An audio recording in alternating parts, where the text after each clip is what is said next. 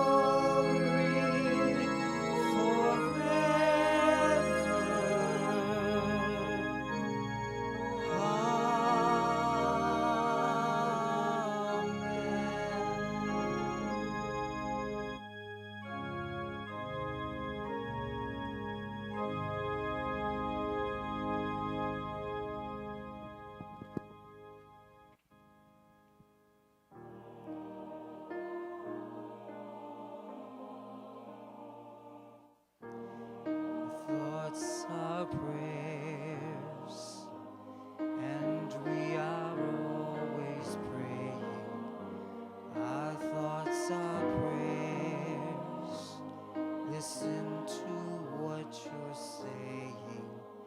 Seek a higher consciousness, a state of peacefulness, and know that God is always there,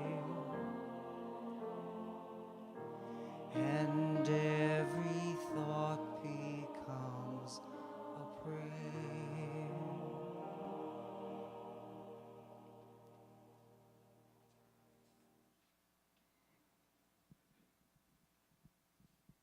And as I stay in this silence, I know that there is much that goes on in the world of illusion. And I know that there is a higher place of consciousness. However, on this plane of existence called planet Earth, we exist with one another.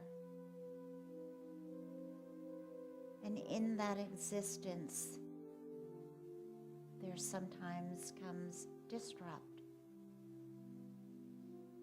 And there is a place, if we are willing, an openness for forgiveness, to release and to let go. So I ask you in this moment to search within your heart.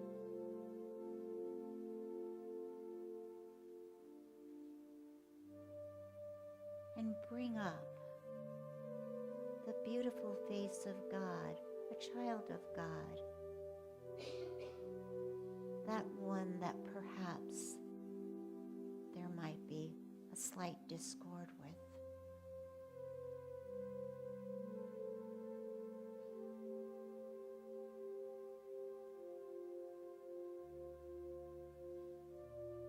Can you put around that person a wreath? radiant light of love.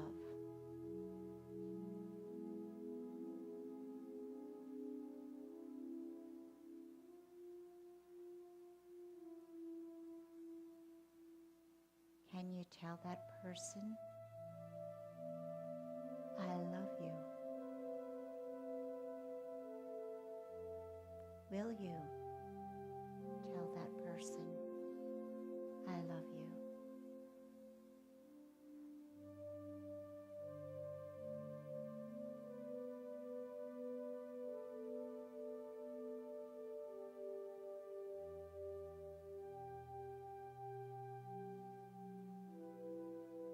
Will you tell that person you're sorry? Will you, right now, tell this child of God, I am sorry.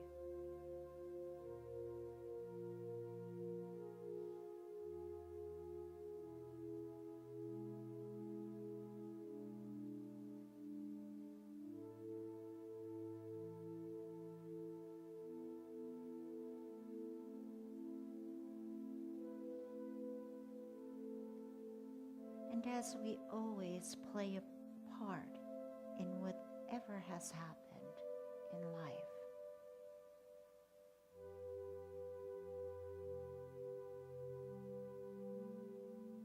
will you say to this beautiful child of God, please forgive me?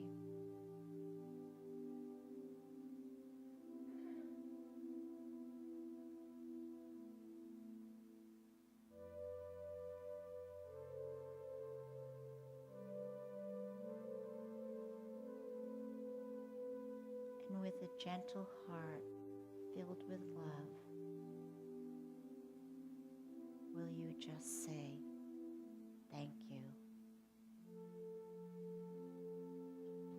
and release and let go?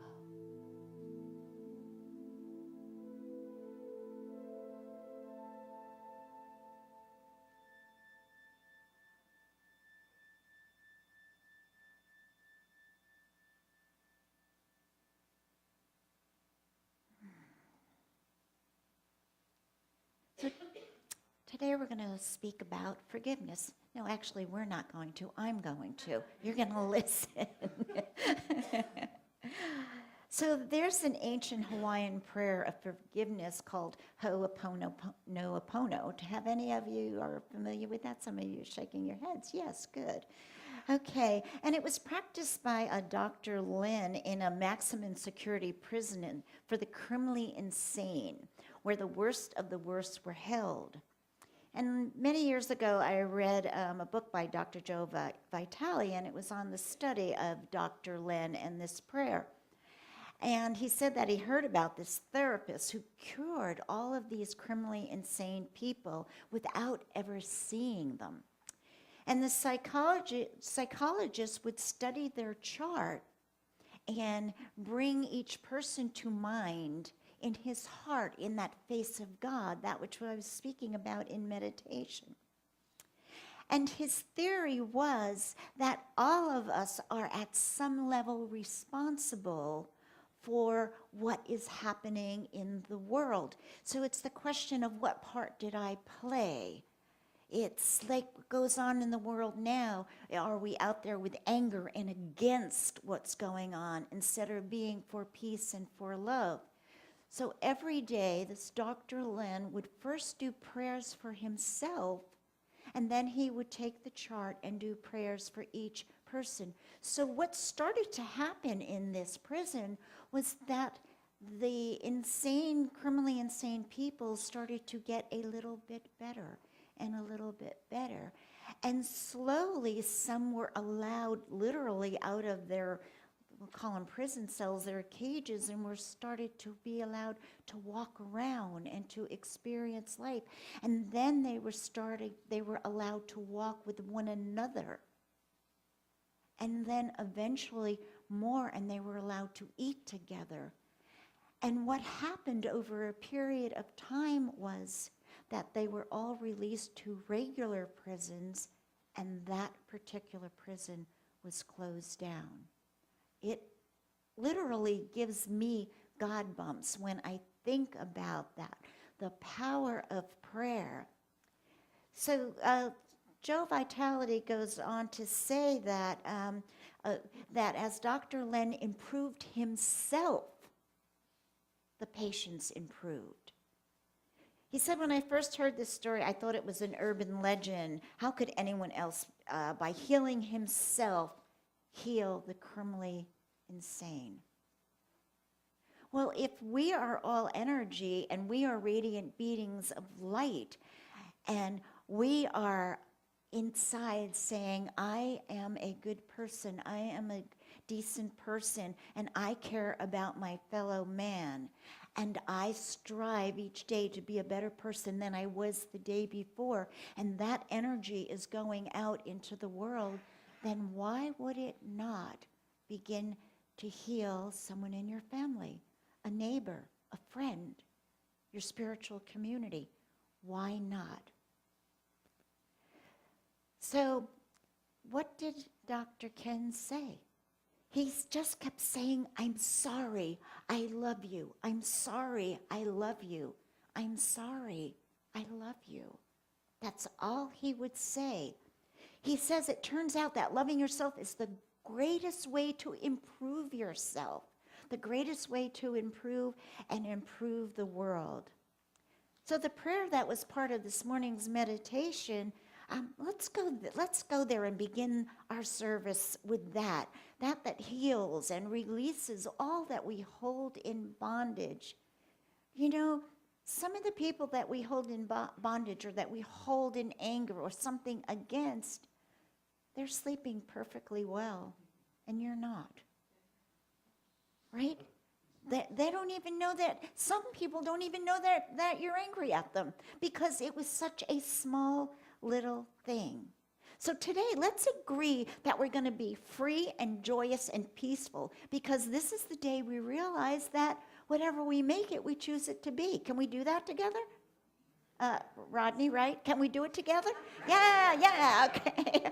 So here's the simple prayer of forgiveness. I love you. I'm sorry. Please forgive me and thank you. I'm sorry. I love you. I'm sorry. Please forgive me and thank you. So let's say it again. I love you. I'm sorry.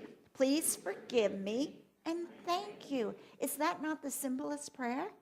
I mean, the simplest one is thank you, but we added a few lines. So when you say that, do you start to feel a little bit of a weight lift off your shoulders? So let's say it one more time.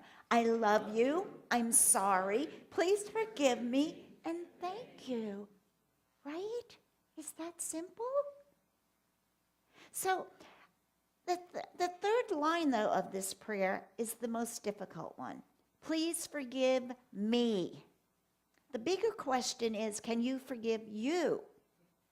That's where we get in trouble, because I think it's easier to forgive somebody else because we're such compassionate, loving people. So it's easy for me to say, oh, God, Derek, I'm so sorry. I didn't mean to do that. And he goes, you didn't even do anything. Oh, well, see, we don't even take the time to find out. If we just say, I'm sorry, because we think we might have insulted somebody, go to it right away and say, oh my God, I didn't mean that the way it came out. How many times have you said that? I didn't mean that the way it came out, right?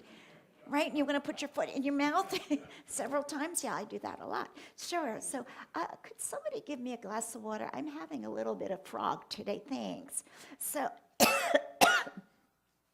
So it says in the Bible, forgive us our trespasses as we forgive those who trespass against us.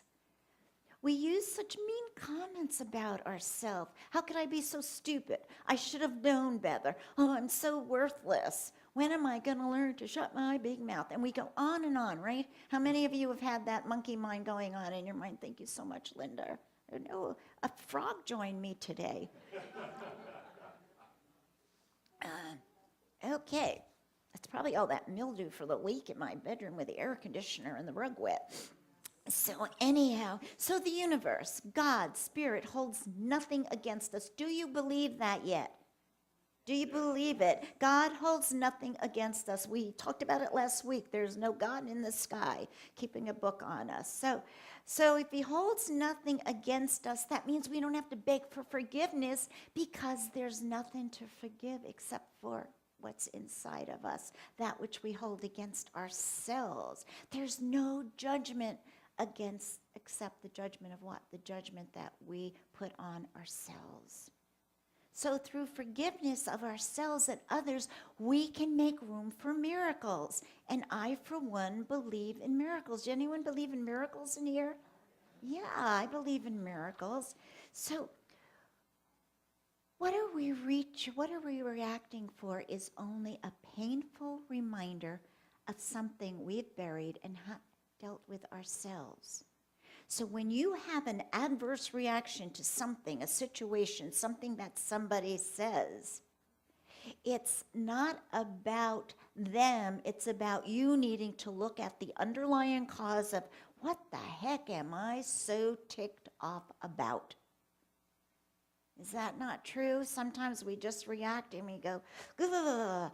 I mean, do you ever just meet a person and you're like, I don't like that person? Take a good look. It's a mirror. What is it you're not liking about that person?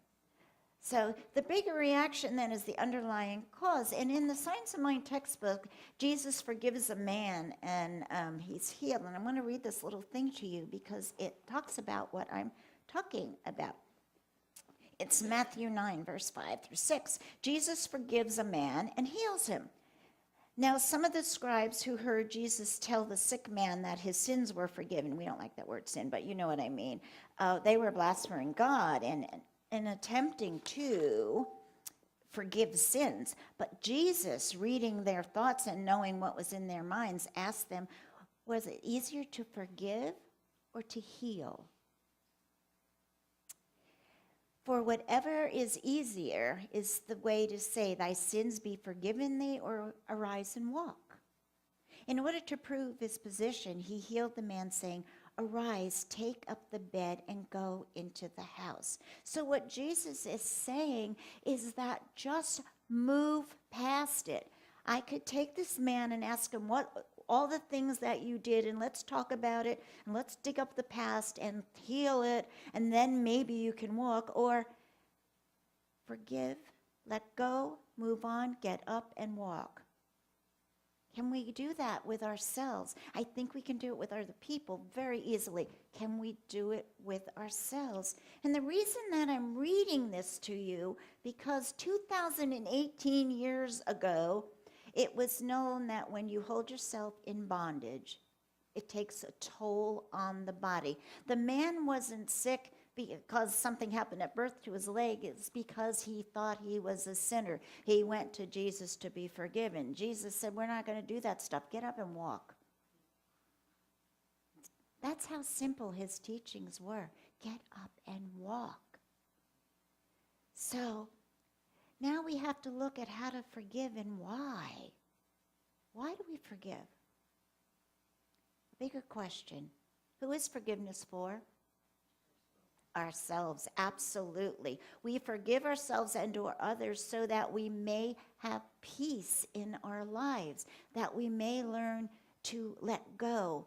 I'm sure some of you know the monk story, but the monks are not allowed to talk and they're not allowed to touch a woman. I'm sure some of you, I see your heads, you know the story, but I'm sharing it anyhow. So the monks are walking, and there's this woman in distress by a lake or a pond, and she's got all these old-fashioned dresses, and all the skirts and things are hanging, and she's crying because she can't get across the lake, river, or pond, whatever that water was. And one of the monks just picks her up and carries her over. So the two monks are walking on, and the other monk is fuming, and he's fuming, and he's fuming. And finally, the other monk says, what is wrong with you? He said, you touched a woman. He said, that was an hour ago. Why are you still carrying it? I let her go. And that's the point. Why do we want to carry it? How long do you want to carry something that's not for your highest good? How long? Or for anyone else's higher good? But let's talk about you today. It's okay. We don't just talk about you. So Colin Tippins, the author of Radical Forgiveness, writes this: we have other choices when we're faced with situations that in our lives. And he says this: the other choice might seem to be to recognize not what's happening on the surface, because what's happening on the surface is an illusion. It might be more meaningful and potentially healing if you found out within you what the gift is for what's going on in your life. Now, this is radical forgiveness. Rather than going through the choice of why is this happening, and I don't like this person, I don't like this situation, I don't like my family, it says, what, is there a gift in this? Is there a pony in the manure? Is there? So it's about looking at yourselves first. And yeah, sometimes people are going to tick you off. Children, this is great. Do they want to come in? Linda's grandchildren, God bless them. So his premise is, I didn't mind hearing them, did you? No, Linda, come back. His premise is, rather than wasting time and energy being angry or holding on to grudges, we can use the time to find out what's really going on. And in that discovery, we thank the person. We thank the person for the gift of ticking us off. Have you ever been mad at someone and go like, Annie, thank you so much for ticking me off. I learned a good life lesson from that. Now, I think you need to thank them silently because they might think you're a little crazy. Yeah, but do you understand what I'm saying? If we can realize, situations and people will say at the time it was so horrible, but it's the best thing that ever happened to me. And a very, very, very, very short story about that. But anyhow, I was in Pennsylvania, and I was supposed to be moving there, and there was a Unity church there that they were going through their co-creation stuff, and then they wanted me to be in that church. And long story short, it ended up into a massive family argument, and my spending $1,000 to get back to Washington, and the family not talking for a year, and a whole mess like that. But if that fight didn't happen, I wouldn't be here right now. So isn't this the better thing? Yeah.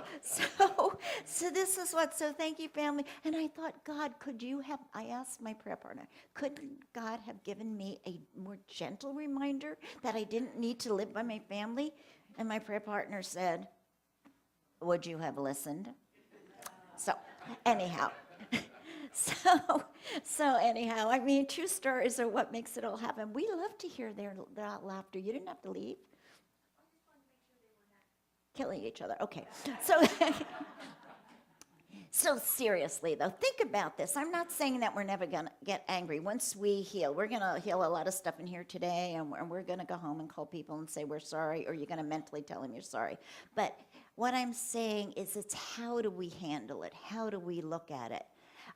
How do we get rid of the guilt or the emotions that surface? And anger used correctly is a good thing. It's not a bad thing. It lets us know we're out of sync. For myself, I call it, where did I go? I call it, and not literally, by the way, it's a kick the cat day. And I go, what the hell is going on with you today? I'm like, grr. So anger lets you know. By the way, I haven't been out of sync for about good 3 weeks now. But it's letting you know what's going on.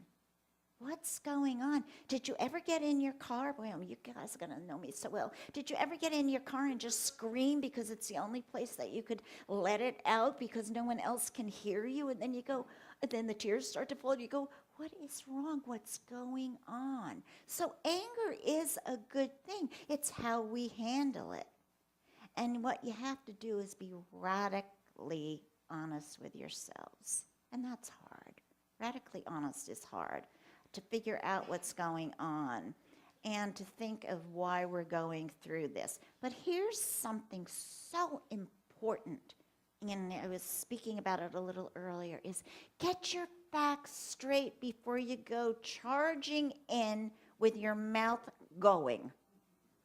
Find out what really happened. And if you're too angry, you walk away. And if you can, you wait until the next day. Get your facts straight, because so much happens that should not have happened because you didn't know the whole story. You know, so Beth told me something that Rodney said about Sydney that Martin said was absolutely not true, and Annie said it was so. Now, who do I yell at? Beth or Martin? Do you understand?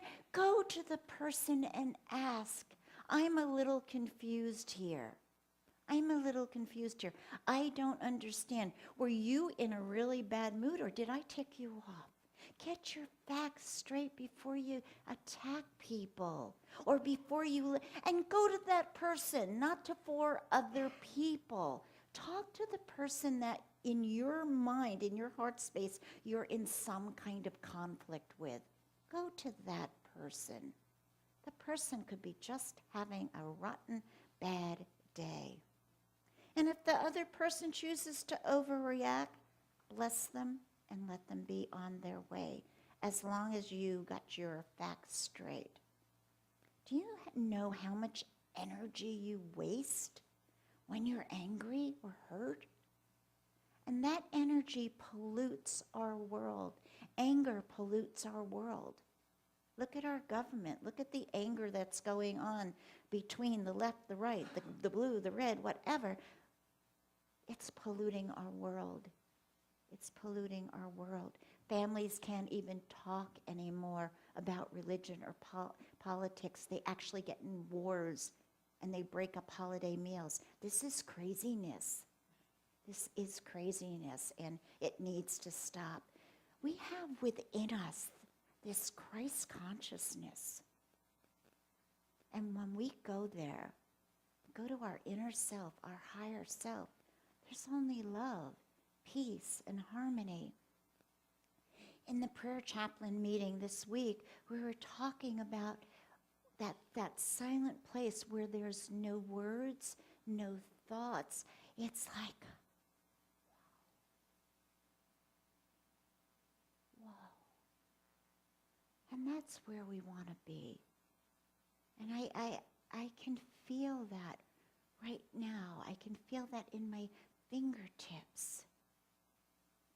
We get gifts from this lifetime all the time. And I don't believe we were meant here to be suffer and learn lessons. I believe that we're here to accept each gift and learn from it and pass it on. The gift of healing. Teach our children, teach our grandchildren the gift of healing, the gift of love. If there is such a thing, and in my world I think there is, that you have a soul agreement before you're born or before you incarnate, then there's a reason. There's a reason for each thing that happens. It doesn't mean that it's predetermined or that it's fate. It means we have chosen something, and there's a road that gets us here. Look at how long it took me to get here, and I have never been happier in my life. So we need to understand why somebody did something that they did. But understand with a tender heart, with a loving heart. Is there anybody in here who is perfect? I'm talking at the level of earth plane. Not perfect, whole, and complete. You know, religious science, I'm perfect, whole, and complete. Yeah, you are. But beside that part, is there anyone here that could throw the first stone? No, of course not. And me included, of course not. If we can move through acceptance and understanding and forgiveness and love, look how quickly we could heal a situation. Look how quickly. And sometimes you have to agree to disagree, but you don't do that in anger. You can agree to disagree, but it's a loving agree to disagree. Sometimes, you know what, we have to let go of relationships because sometimes relationships are bad for us. We are in a bad situation. And that means, and I'm not only talking about relationships of love, I'm talking about jobs and career and friendships. Sometimes the neighbors need to even move. It happens. It's okay, but do it with no malice. Do it with no malice. Do it with absolutely no malice. What do we say? We say, I love you. I'm sorry. Please forgive me. Thank you. The weak can never forgive, says Mahatma Gandhi. Forgiveness is a tribute to the strong. So what does that mean, the weak can't forgive? It means that, remember when you teach your children that the strongest thing to do is to walk away from a fight? It's character. I don't know if it's so much the weak, but your character, the stronger your character, the stronger you stand in the truth of who and what you are, the stronger you are to forgive. You know, it's not a cliche, would you rather be happy or right? You know, I knew I was right. I know I was right. And I'm on the internet and I'm proving, look, here's the meaning. What's the point? Let it be. Especially you guys are married. Just let them be right. Let her be right. Who cares? You know? So you make 4 wrong turns. That's the guy, because he won't look at Google. But I'm sorry. Okay. So Nelson Mandela says, when a deep injury is done to us, we never heal until we forgive. We never heal until we forgive. In the Baha'i, it says, do not look at the shortcomings of anybody. See with the sight of forgiveness.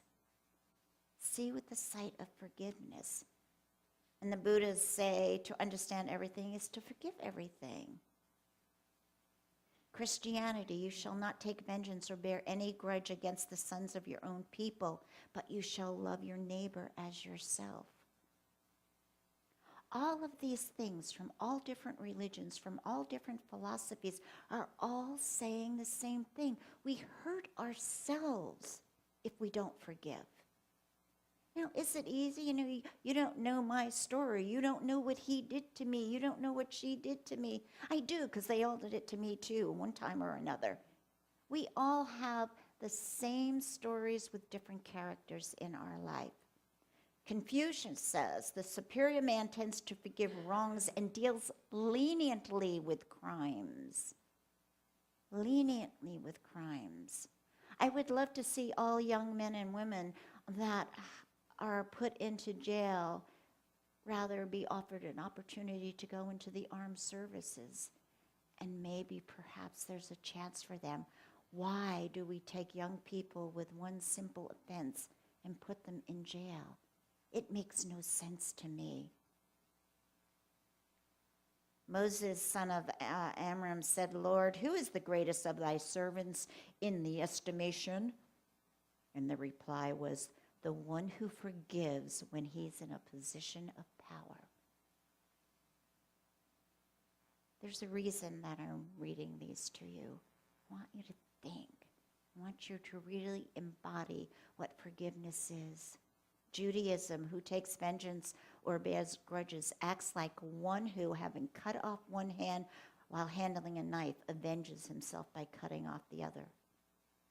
Is that like, don't spite your nose, your face to spite your nose, or something? My grandmother used to say that. I don't know if it's the nose or a face, but do you know what I mean? Yeah.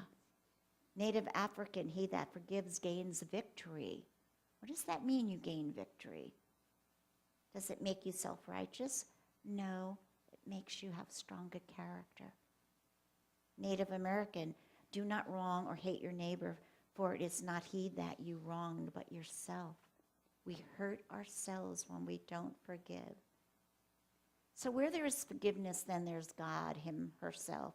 Dr. Lynn, in his wisdom, again, feels that we are responsible for the life of this world. We're responsible. So first, by apologizing and saying, I'm sorry, we begin to heal the world. Wow. What part did I play? I love you. I'm sorry. Please forgive me. Thank you. A simple prayer. And so ends the lesson.